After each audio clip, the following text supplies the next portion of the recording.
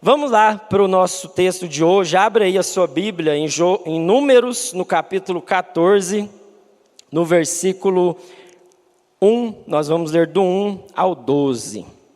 Números 14, do 1 ao 12.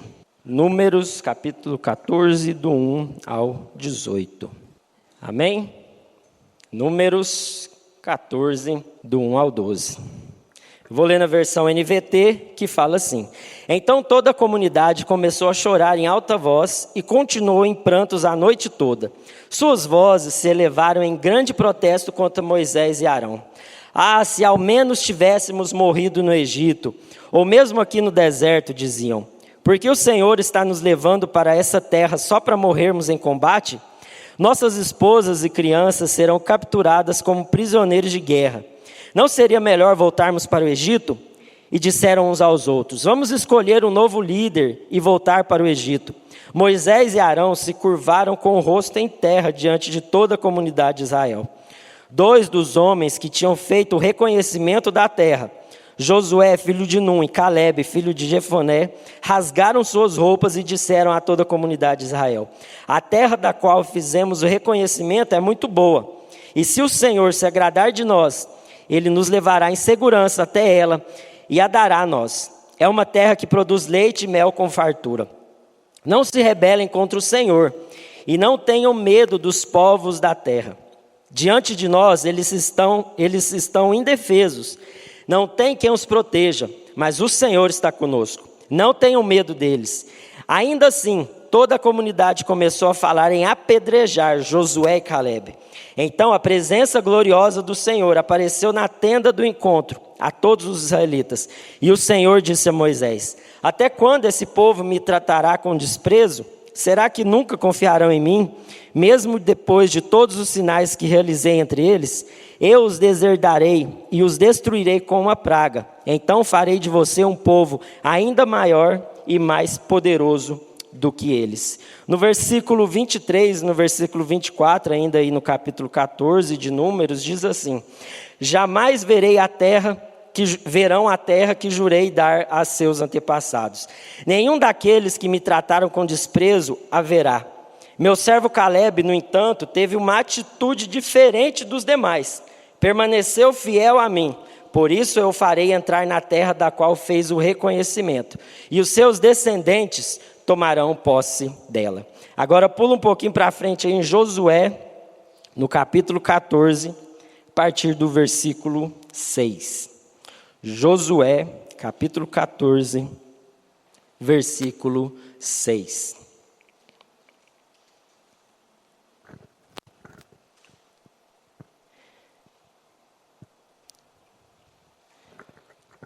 Josué 14, versículo 6, diz assim: Uma delegação da tribo de Judá, liderada por Calebe, filho do quenezeu Jefoné, foi a Josué em Gilgal. Calebe disse a Josué: Lembre-se do que o Senhor disse a Moisés, o homem de Deus, a respeito de você e de mim, quando estávamos em Cades Barneia.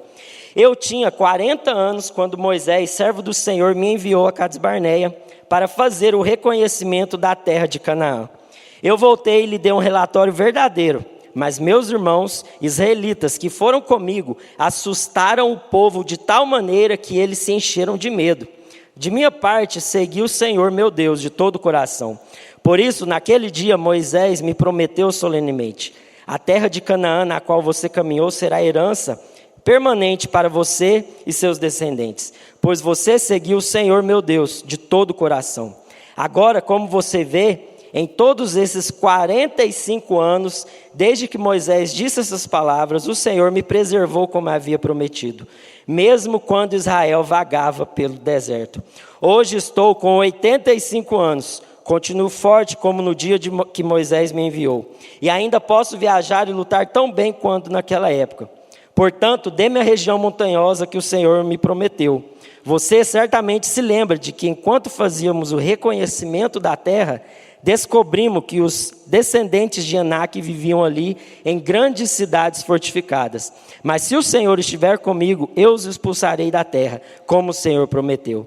Então Josué abençoou Calebe, filho de Jefoné, e lhe deu Hebrom como a sua porção da terra. até aqui. Feche seus olhos aí, vamos orar mais uma vez. Pai, obrigado pela Tua palavra, obrigado, Senhor Deus, porque ela é lâmpada para os nossos pés e luz para os nossos caminhos, Pai.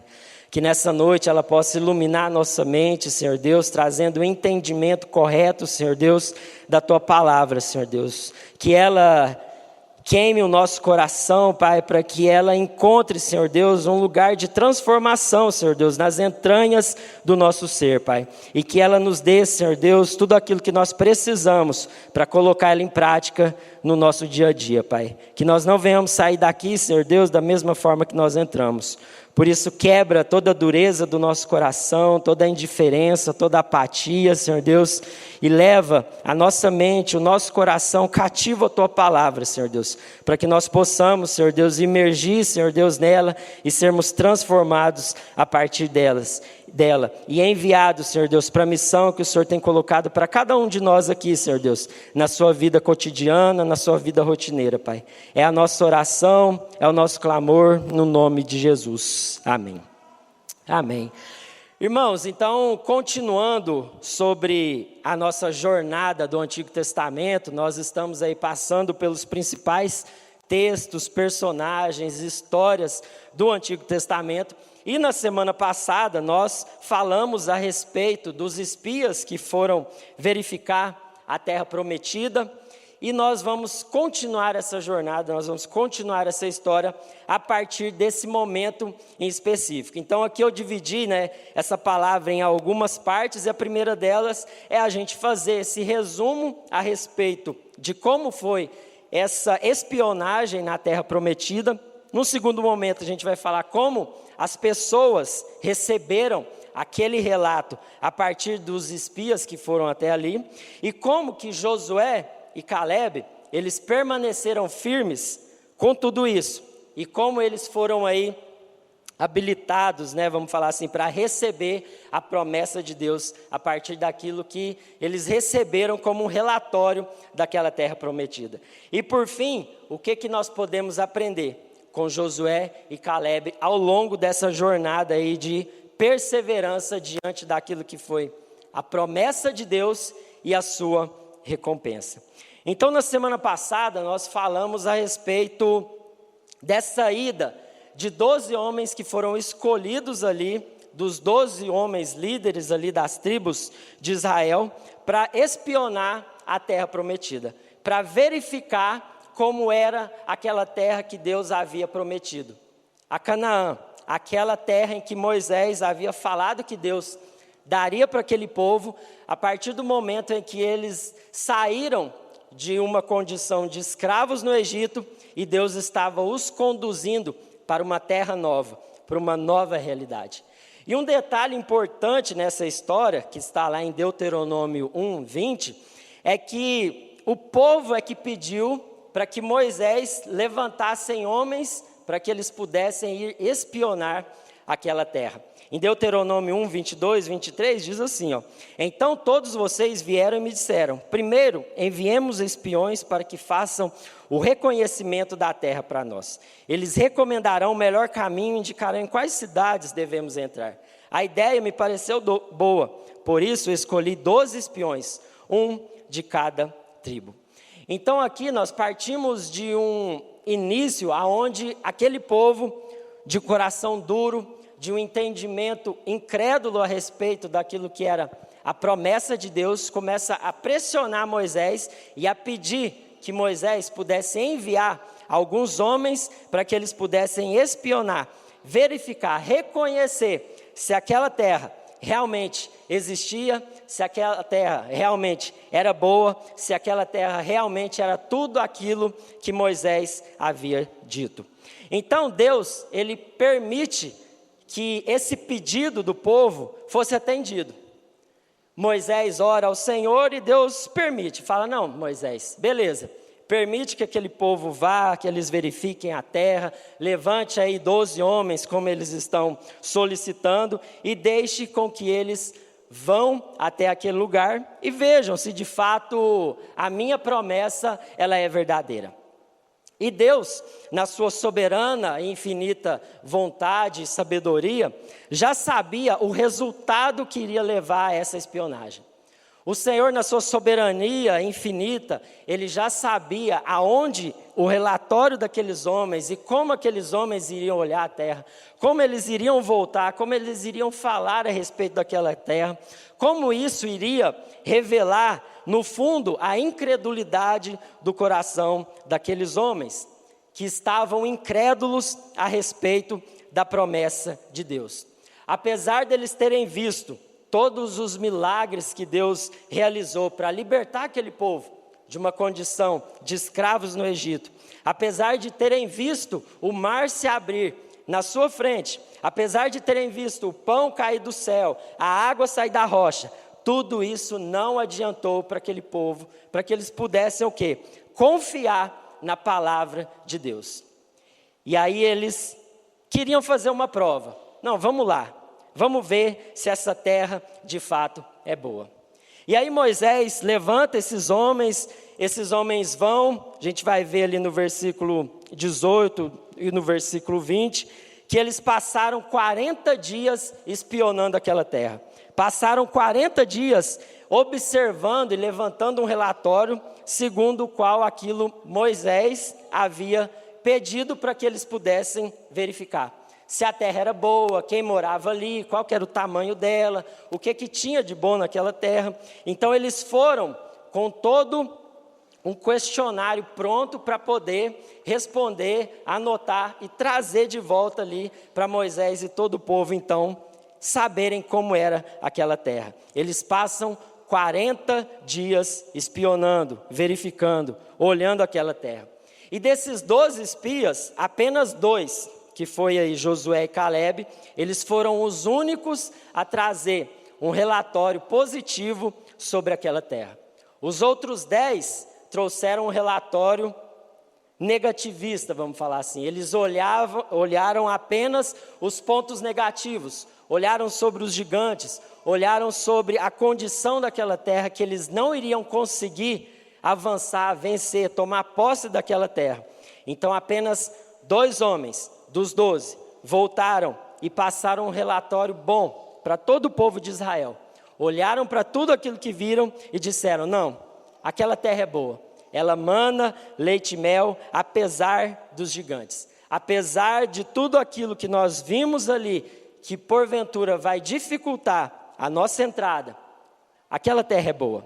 E os outros que viram apenas os gigantes, os outros que viram apenas as dificuldades, eles ficaram cegos para aquilo que os outros 2 disseram.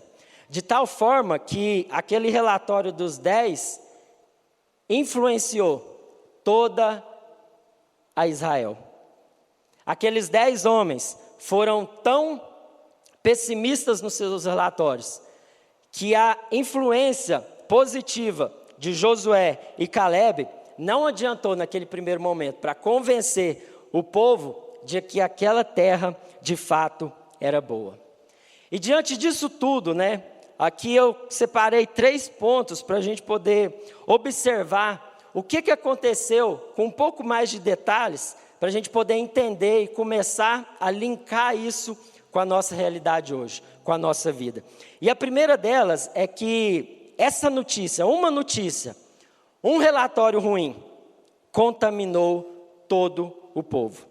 A percepção negativa, aquilo que aqueles 10 homens, espiões, falaram mal daquela terra, contaminaram e influenciaram toda aquela multidão. Uma multidão ali de cerca de 1 milhão de pessoas foi contaminada, foi influenciada por um relatório negativo.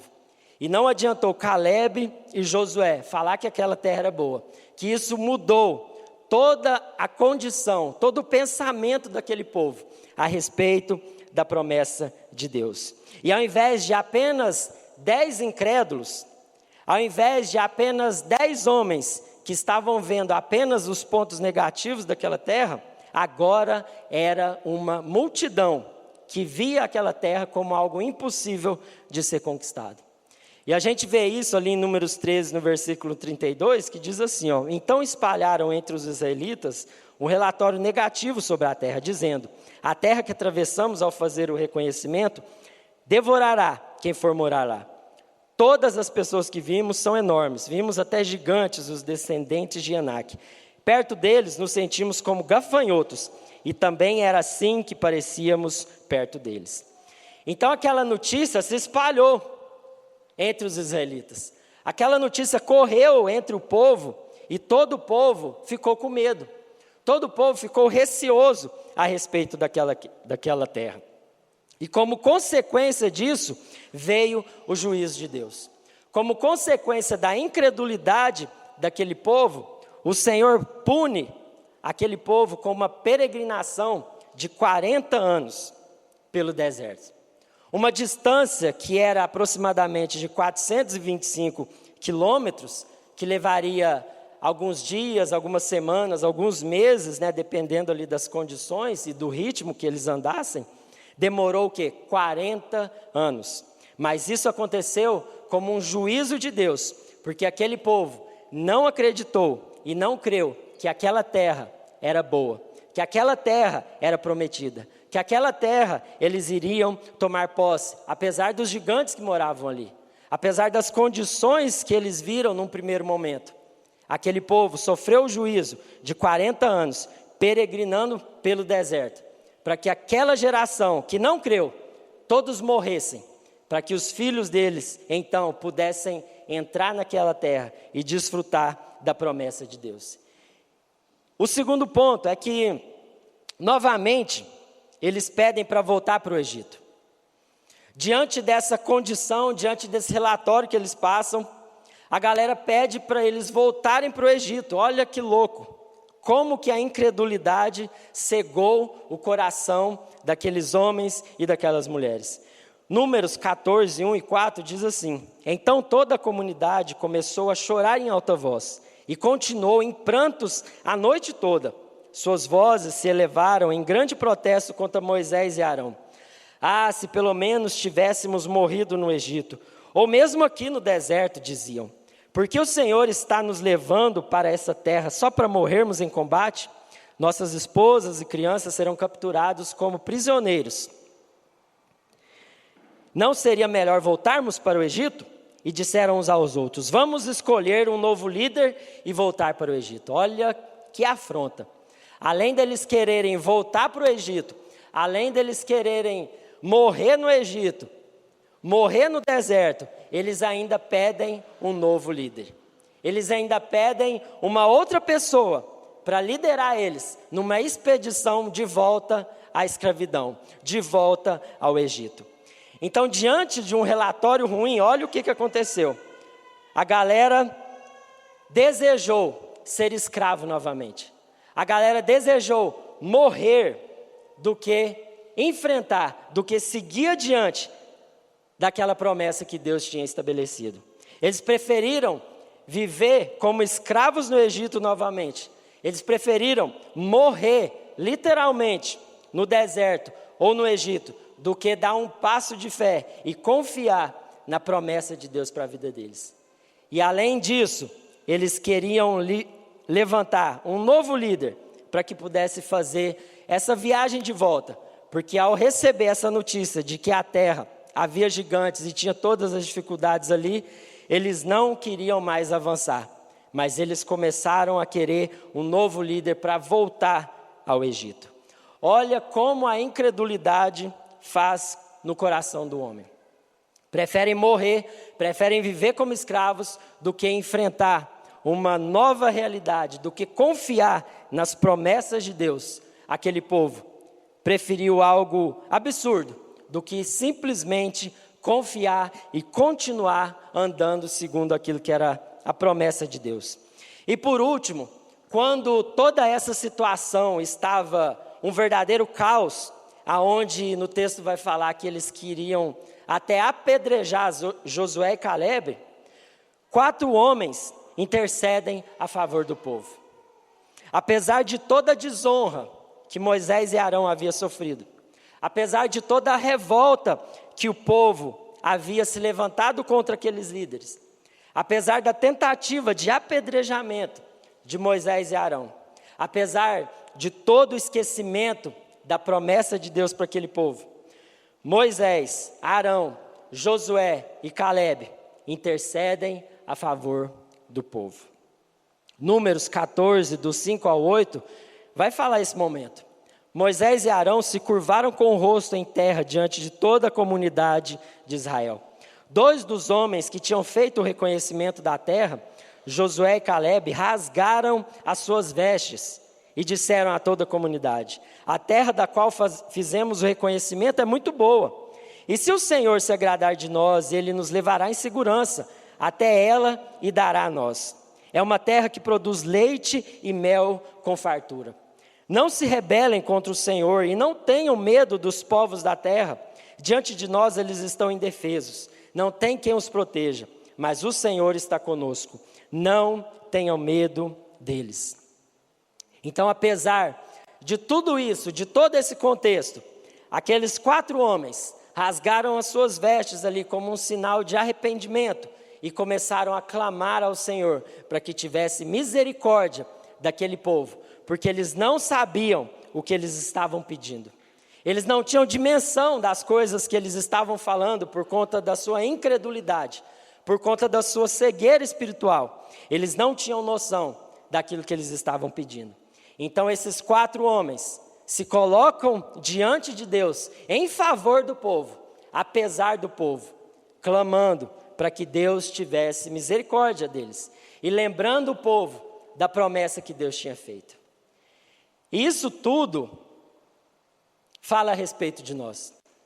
Todo esse contexto, todo esse enredo fala a respeito de nós, porque hoje nós não somos a Israel física. Nós não somos descendentes físicos, genéticos de Moisés e dos patriarcas, mas nós fomos enxertados na família de Deus. Nós fomos colocados na família de Deus pelo sacrifício de Jesus, através do sangue do Cordeiro. Hoje nós fazemos parte da família de Deus, da Israel espiritual de Deus. Hoje nós podemos falar que nós somos filhos e filhas de Deus, a partir do momento em que a gente reconhece Cristo Jesus como nosso Salvador. Mas nós estamos peregrinando também nesse deserto. Não um deserto físico, como aqueles homens e mulheres peregrinaram ali do Egito até Canaã. Mas nós estamos também peregrinando e somos estrangeiros nessa terra, como diz lá em 1 Pedro 2,11, caminhando rumo à terra prometida. Nós estamos andando segundo uma promessa que nos foi dada, segundo uma orientação que nos foi dada, segundo uma promessa que nos foi confiada, para que nós pudéssemos caminhar. Nós saímos de uma condição de escravos do pecado, saímos de uma condição de escravos do diabo, e agora nós somos escravos de Cristo. Agora nós fomos libertos do poder da morte, através de Cristo Jesus. E a partir desse momento, dessa libertação, começa a nossa peregrinação. A partir do momento em que os nossos olhos foram abertos, a partir do momento em que nós reconhecemos Cristo como nosso Senhor e Salvador das nossas vidas, a nossa peregrinação rumo à Nova Jerusalém começou. Nós já podemos experimentar um antigosto do paraíso, da eternidade, ainda aqui na terra. A partir do momento em que os nossos olhos são abertos, nós já começamos a enxergar e a ver a vida num outro prisma. Já visualizamos a eternidade, mesmo ainda vivendo aqui na terra. Mas nós estamos peregrinando, nós estamos caminhando, nós somos estrangeiros, como diz em 1 Pedro. Nós não somos deste mundo, mas a nossa pátria é o céu. A nossa identidade está guardada em Cristo Jesus. E nessa peregrinação rumo à terra prometida, até o momento em que o Senhor nos levar, ou Ele voltar, nós iremos passar por esse deserto. E assim como aquele povo, nós iremos também receber notícias, relatórios, conversas, nós vamos ouvir muitas coisas, vamos passar por diversas situações que vão fazer com que o nosso coração duvide da promessa de Deus. Iremos viver por momentos, por situações em que o nosso coração vai ficar incrédulo, assim como aquele povo ficou com o coração endurecido. E diante disso, o que nós precisamos fazer a partir desse texto?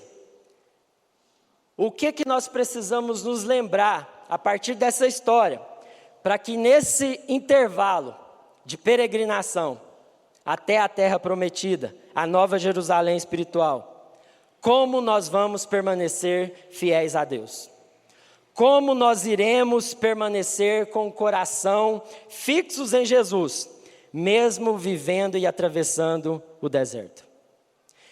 E a primeira coisa a partir desse texto que eu separei, é para que se a gente deseja permanecer fiel aí às promessas de Deus, mesmo diante das notícias ruins, a primeira coisa que nós precisamos fazer e nos lembrar é que a todo momento nós vamos ser bombardeados por notícias.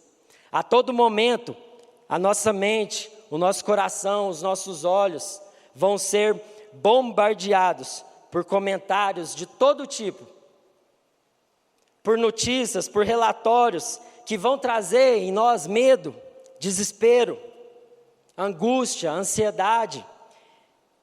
E assim como aquele povo, muitos de nós estamos aqui hoje reagindo como eles.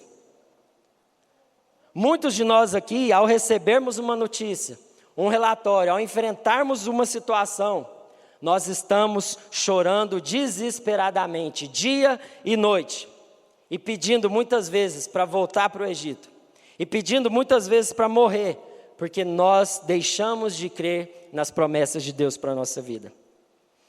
Então a primeira pergunta que eu quero fazer para nós aqui hoje: como você tem reagido às notícias, aos relatórios, às conversas, aos comentários, que muitas vezes vêm para minar a nossa fé? Numa roda de conversa, você é aquele que influencia ou você é influenciado? As notícias que chegam até você têm tirado a sua paz e feito você gritar dia e noite e chorar dia e noite, como aqueles homens e aquelas mulheres fizeram? Como você tem reagido às notícias que minam a sua fé? As conversas que colocam dúvida no seu coração a respeito da promessa de Deus para a sua vida? Nós somos como aquele povo que ficou cego e surdo a respeito das promessas ao ouvir 10 homens falarem ruim da terra? Ou fazemos parte da minoria que, ao ouvir algo nesse sentido, nós somos daqueles que vão trazer à memória aquilo que traz esperança? Ou vamos começar a chorar desesperadamente, pedindo a morte e pedindo a escravidão novamente? Em 2 Pedro 3, do 3 ao 5, queria te convidar a abrir, 2 Pedro de 3 ao 5. Tem uma passagem aí que ela é muito conhecida e muito oportuna para esse contexto que nós estamos aqui. 2 Pedro 3, do 3 ao 5.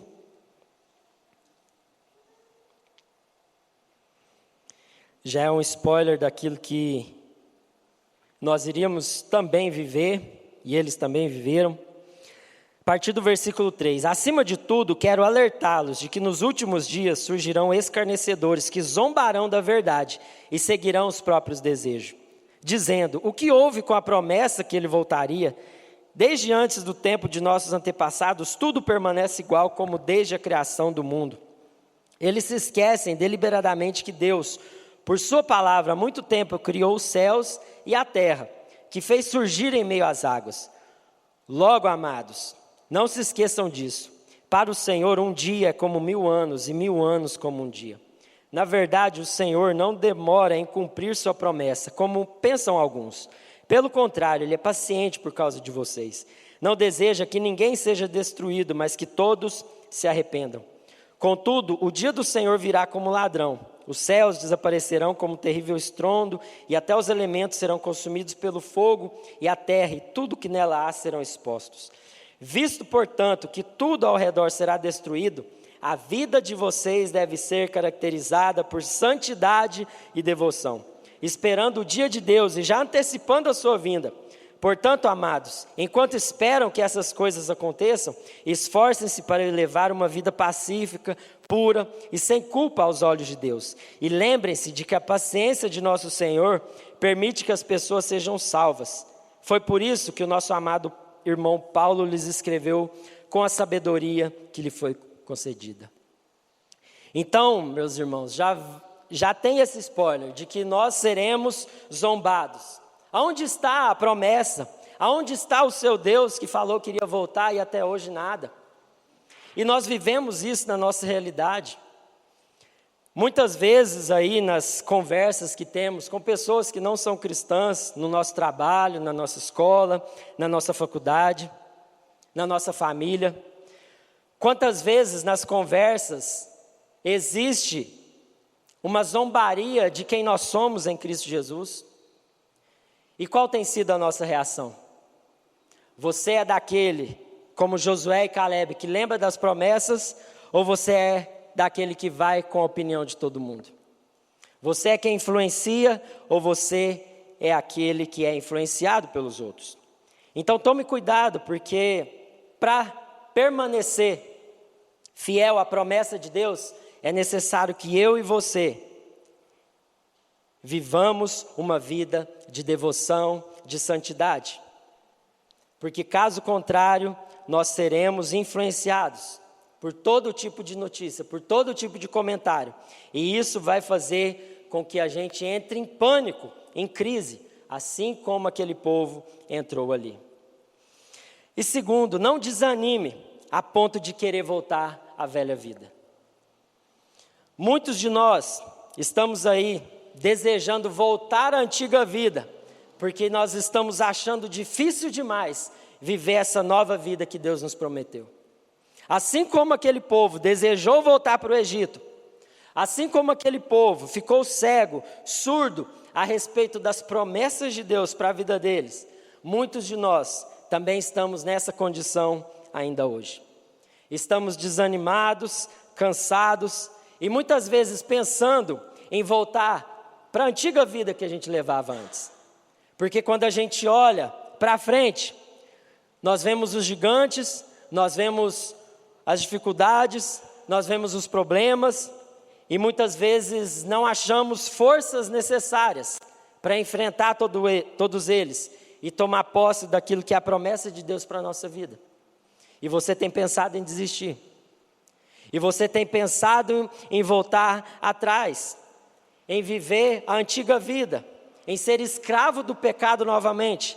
E o pior, muitos têm pensado em tirar a sua própria vida, porque já não encontram mais esperança ao olhar para esse mundo e ver o caos que está. Porque quando conversa com outras pessoas, ao invés de ser lembrado das promessas de Deus, elas estão entrando em pânico, em crise, porque elas estão se esquecendo daquilo que são as promessas de Deus.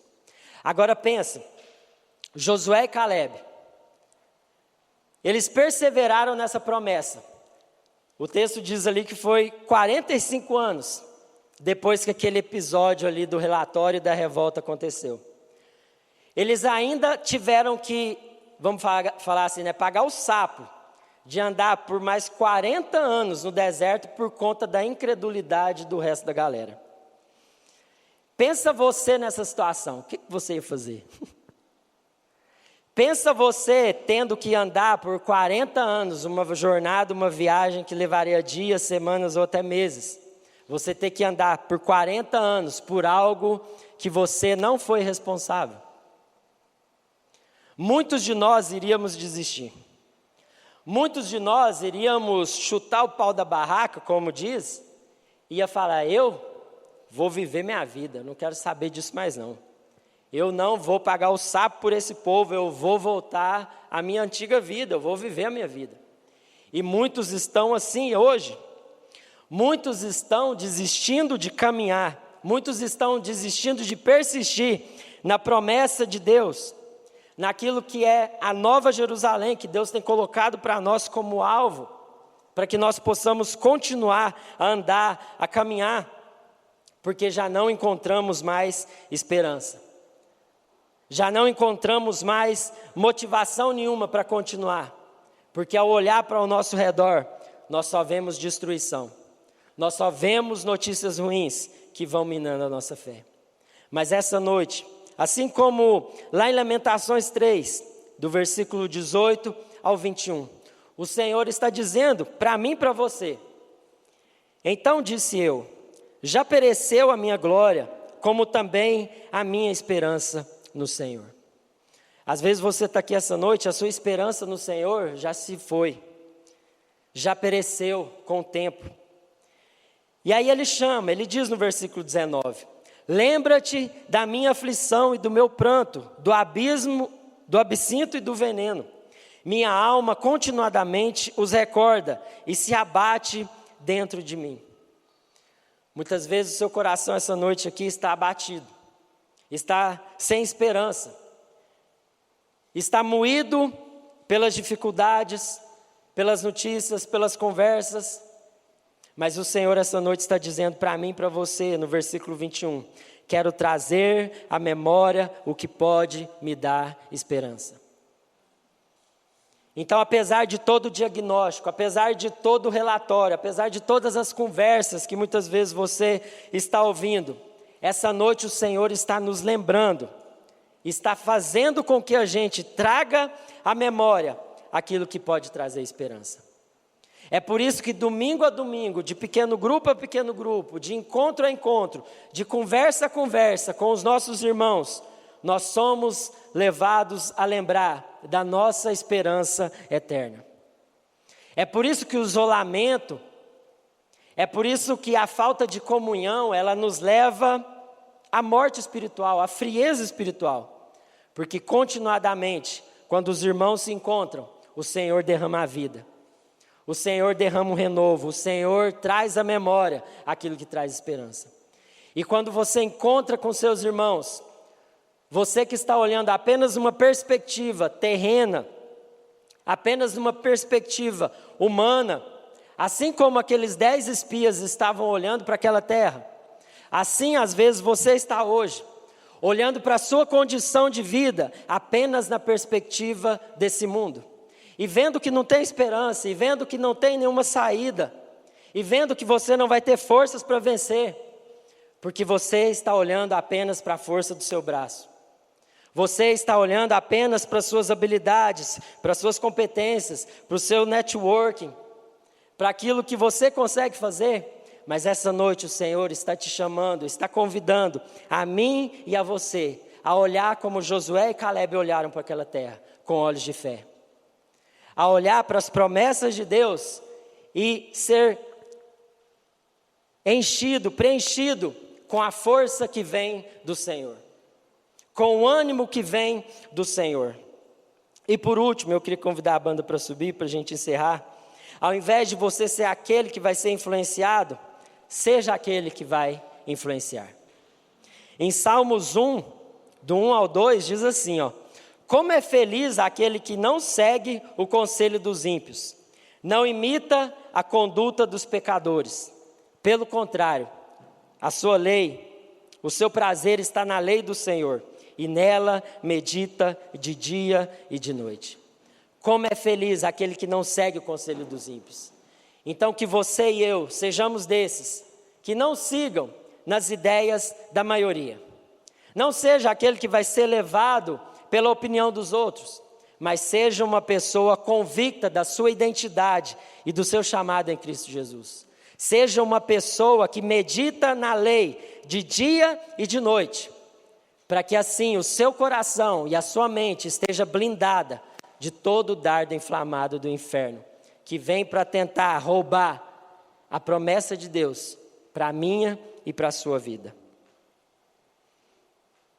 No nome de Jesus, feche seus olhos, coloca aí seu coração diante de Deus, começa a falar com Deus aí, diante de tudo isso que foi dito. Enquanto essa música é ministrada, que você possa colocar seu coração diante de Deus. Ore, cante isso, para que seus ouvidos possam ouvir e para que o seu coração seja lembrado daquilo que é a promessa de Deus para a nossa vida. Senhor Deus, em nome de Jesus, Pai, nós queremos nessa noite clamar, Pai, para que essa palavra ela possa encontrar lugar no nosso coração, Pai.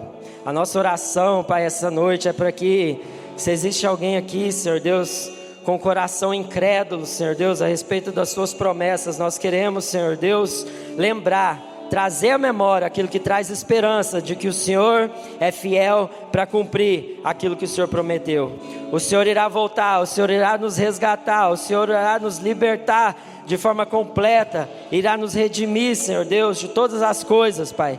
Por isso que nós não venhamos, Senhor Deus, ter olhos carnais que veem apenas as coisas desse mundo, mas que nós possamos olhar com olhos espirituais, os olhos fixos em Jesus, o autor e consumador da nossa fé.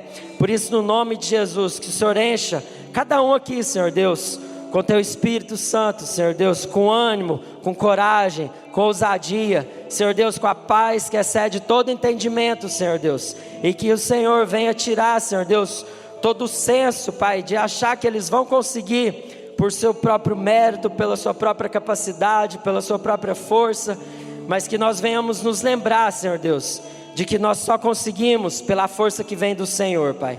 Que nós só conseguimos vencer os gigantes, Senhor Deus, porque é o Senhor que nos capacita, é o Senhor que nos dá força, Pai. É o Senhor que faz a gente enxergar além daquilo que os nossos olhos naturais conseguem ver, Pai.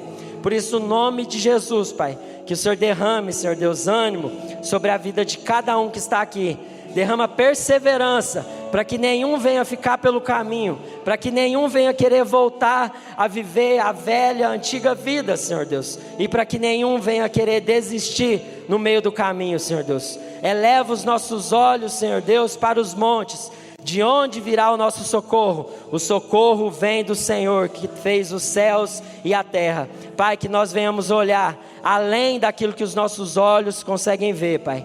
Por isso, Deus, quebra todo o coração incrédulo, Paizinho, todo olhar cego, todo ouvido surdo, Senhor Deus. Que o Senhor traga, Senhor Deus, um ânimo novo, que nós possamos ouvir a Tua voz, que nós possamos ver como o Senhor vê, que nós possamos, Senhor Deus, sentir como o Senhor sente, Pai, para que nós não venhamos, Senhor Deus, perecer pelo caminho, assim como aquele povo pereceu, Pai, mas nós queremos, Senhor Deus, perseverar e chegar até o fim, crendo na Sua promessa, Pai, no nome de Jesus, no nome de Jesus, amém, aleluia, glória a Deus. Vão em paz, Deus abençoe, tenha uma boa semana. Nos vemos nos pequenos grupos ou domingo que vem no nosso culto. Amém?